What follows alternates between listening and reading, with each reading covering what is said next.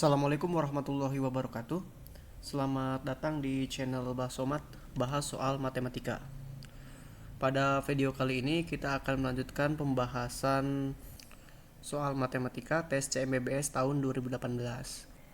Di video sebelumnya kita sudah membahas soal dari nomor 1 sampai 8. Di video ini kita lanjutkan dari soal nomor 9. Di nomor 9, jika diketahui 17x ditambah 51y sama dengan 102, maka nilai dari 21x plus 63y adalah, ini adalah soal persamaan linear dua variabel. Kalau kita coba untuk mencari nilai x dan y-nya, ini akan sulit kita dapatkan. Karena di sini cuma ada satu persamaan dengan dua variabel. Tentu solusinya banyak. Nah, di sini yang kita perlukan yaitu kita coba rubah si 17 ini, 17 dikali apa, misalkan dikali P harus sama dengan 21. Ternyata P-nya itu adalah 21 per 17.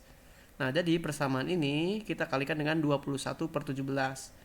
Kita punya 17X ditambah dengan 51Y sama dengan 102. Kalau kita kalikan ini dengan 21 per 17, kalau coba kita kalikan 17 bagi 17 itu 1 kali 21, berarti kita punya 21x ditambah dengan 51, kalau dibagi dengan 17 adalah 3. 3 kali 21 kita punya 63y, dan 102 ini kalau kita bagi dengan 17 hasilnya adalah 6. 6 kali 21 yaitu 126. Nah, berarti jawaban yang tepat itu adalah yang D. Jadi di sini kita tidak perlu mencari nilai dari X dan Y-nya. Tapi kita rubah 17 ini harus menjadi 21.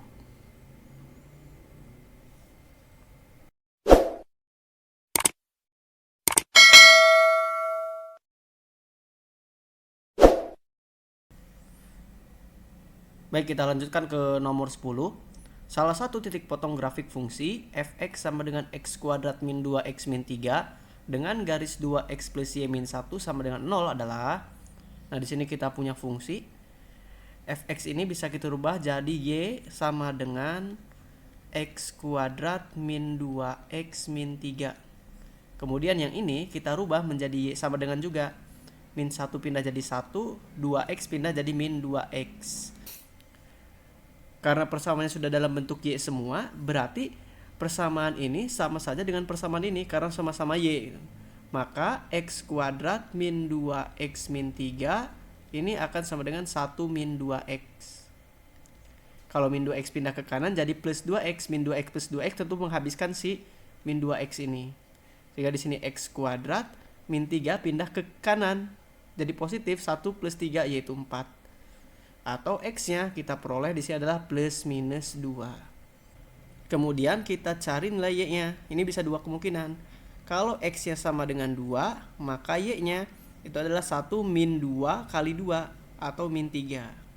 Jadi titiknya 2, min 3.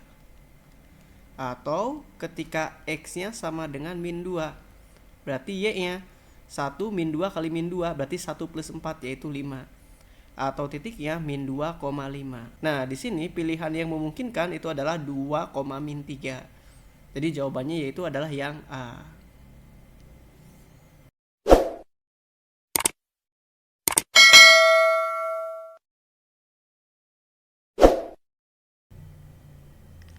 Baik, kita lanjutkan ke nomor 11.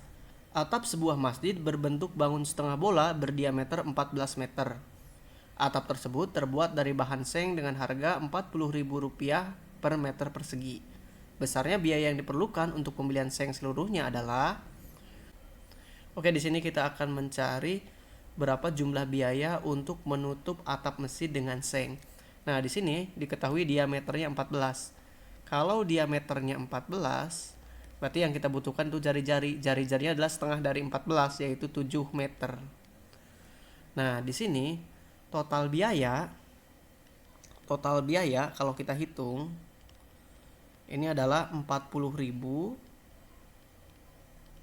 dikali dengan setengah dari luas permukaan bola karena dia berbentuk bola.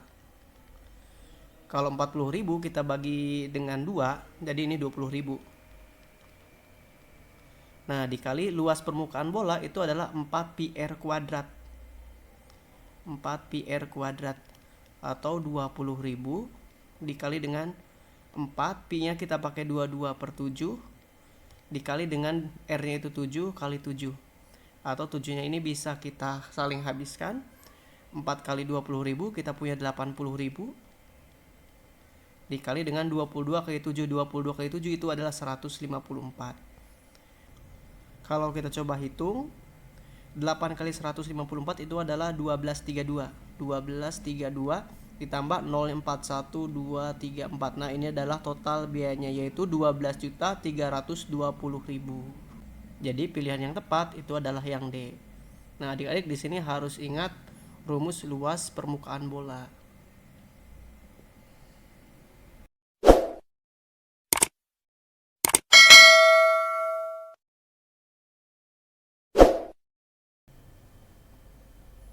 Baik, kita lanjutkan ke soal nomor 12.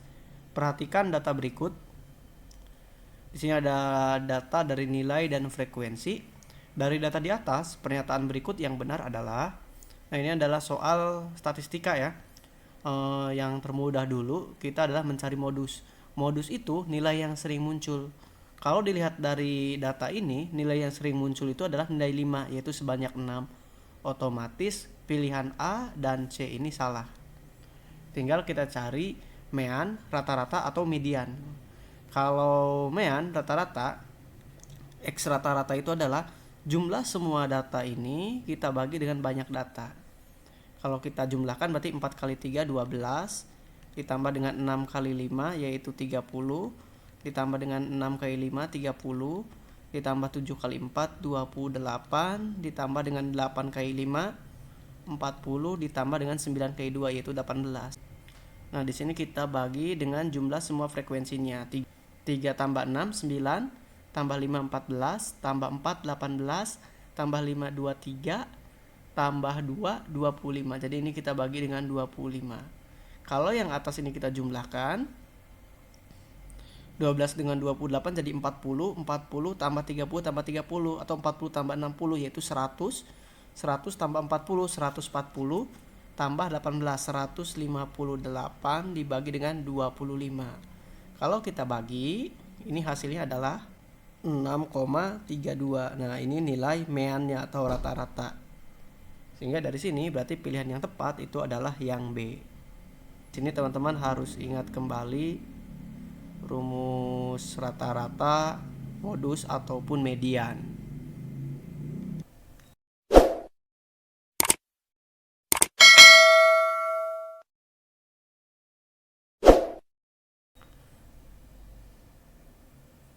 Baik, kita lanjutkan ke soal nomor 13.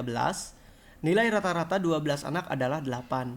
Jika nilai 3 anak yang lain diikutkan, rata-ratanya menjadi 8,2. Nilai rata-rata 3 anak tersebut adalah, ini adalah soal statistika, lebih tepatnya soal mengenai rata-rata gabungan. Di sini kita misalkan punya NA, banyak data pertama yaitu 12, dengan rata-ratanya XA-nya adalah 8. Kemudian ada NB yaitu sebanyak 3 orang, dan XB yang akan kita cari. Dengan X gabungannya itu adalah 8,2. Nah, rumus X gabungan ingat adalah NA kali XA ditambah dengan NB dikali XB dibagi dengan NA ditambah NB sama dengan 8,2. Dengan NA-nya adalah 12, XA-nya 8, NB-nya 3, XB yang akan kita cari, dan NA tambah NB 3 tambah 12 yaitu 15 sama dengan 8,2. Kalau 15 dikali 8,2 kita peroleh 123. 12 kali 8 itu adalah 96 ditambah dengan 3XB, atau 3XB nya itu adalah 123 kurangi 96, yaitu 27. Sehingga XB nya itu adalah 27 bagi 3, yaitu 9. Berarti nilai rata-rata 3 anak tersebut adalah 9. Nah, di sini adik-adik harus ingat mengenai rumus rata-rata gabungan.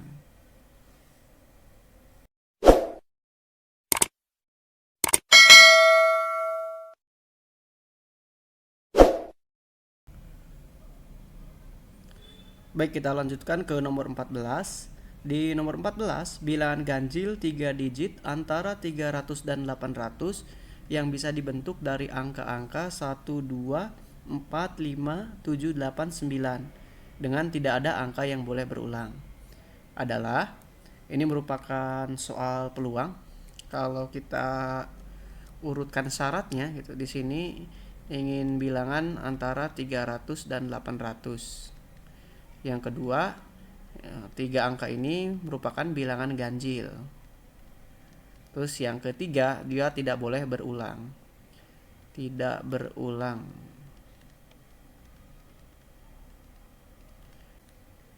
Oke, di sini berarti kita akan memiliki bilangan ratusan yang berupa 3 digit ya.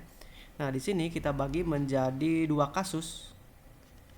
Yang pertama ratusannya genap, yang kedua ratusannya ganjil. Nah, kalau kita punya 3 buah tempat, yang pertama untuk ratusan genap, antara 300 sampai 800 ini yang memenuhi itu cuma angka 4. Berarti ada satu angka, yaitu angka 4. Ada satu angka. Nah, kemudian karena ingin bilangan ganjil, berarti kita isi satuannya. Satuan bilangan ganjil itu ada berapa? 1, 5, 7, 9, ada 4. Nah, kemudian untuk angka puluhannya, kita bisa pakai semua angka, tapi sudah terpakai 2 angka di ratusan dan puluhan. Tadinya ini ada 7 angka, karena udah dipakai 2 angka, berarti ada sisa 5 angka. 5 kali 4, berarti ini ada sebanyak 20 ketika ratusannya berupa bilangan genap. Yang kedua, ketika R-nya bilangan ganjil. Kita punya 3 juga, 3 tempat. Antara 300 dan 800, ratusan yang memenuhi itu bisa angka 5 dan 7. Yaitu ada sebanyak 2, 5 atau 7. Kemudian karena ingin bilangan ganjil, isi lagi si satuan terlebih dahulu. Satuannya ada 1 untuk ganjil, 5, 7, 9, ada 4. Tapi yang pertama sudah dipakai di sini 1. 4 kurangi 1 berarti ada sebanyak 3. Kemudian untuk puluhan, di sini ada 7 angka, sudah dipakai 2 angka, berarti sisanya 5 angka. Berarti hasilnya 2 kali 5 kali 3, yaitu 30. Sehingga total berapa bilangan angka antara 300 sampai 800 berupa bilangan ganjil dan tidak berulang adalah 20 tambah 30, yaitu sebanyak 50 angka. Nah, berarti pilihan yang tepat di sini adalah yang B.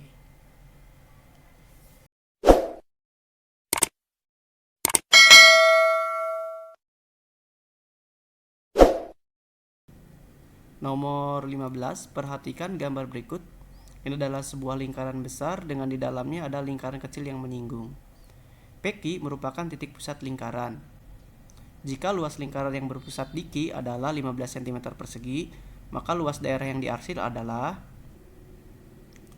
Nah, di sini dikatakan luas lingkaran yang Q atau LQ itu adalah 15 cm persegi. LQ berarti rumusnya pi R kuadrat. Misalkan pi R1 kuadrat sama dengan 15 cm persegi. Kalau kita lihat di sini, jari-jari si Q kalau jadi diameter atau 2R itu adalah akan menjadi jari-jari si P. Jadi 2R1 ini akan sama dengan R2 atau jari-jari si P.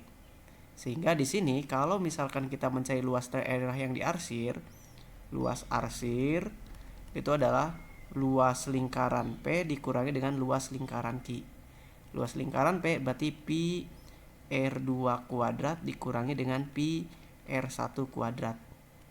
Pi R2 kuadrat dengan R2-nya adalah 2R1, berarti kita punya pi 2R1 dikuadratkan dikurangi pi R1 kuadratnya adalah 15. Ini akan sama dengan 2 dikuadratkan berarti 4pi R1 dikuadratkan 4R1 kuadrat dikurangi 15.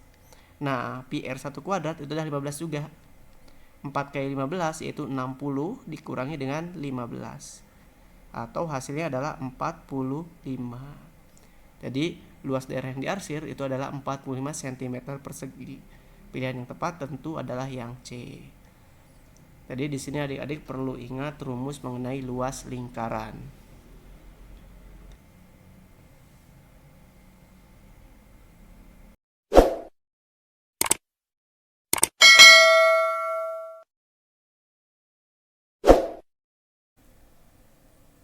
Baik, kita lanjutkan ke soal berikutnya, yaitu nomor 16. Perhatikan gambar berikut. Jika jari-jari atas dan bawah timba adalah 25 cm dan 15 cm, serta tinggi timba 12 cm, maka volume timba adalah... Di sini kita punya sebuah gambar timba dengan ternyata jari-jari atasnya. Yang atas ini adalah 25 cm dan yang bawah itu adalah 15. Dan tingginya itu adalah 12. Nah, di sini kita akan mencari volume ini. Tentu ini bukanlah sebuah tabung, karena dia si dasar atas dan bawahnya ini berbeda gitu, permukaan besar ya. Nah, kalau kita perpanjang, nanti ini akan membentuk sebuah kerucut, atau ini adalah sebuah kerucut yang dipotong. Jadi kalau kita tarik garis ke bawah, ini juga kita tarik garis ke bawah, nah kita akan punya kerucut. Nah, di sini kita harus tahu ini nih, dari sini ke bawah kerucut itu berapa tingginya. Misalkan T, kita gunakan dengan kesebangunan.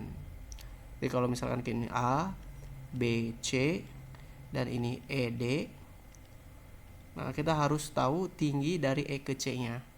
Kita bandingkan AB, kita bandingkan dengan ED, dan AC kita bandingkan dengan EC.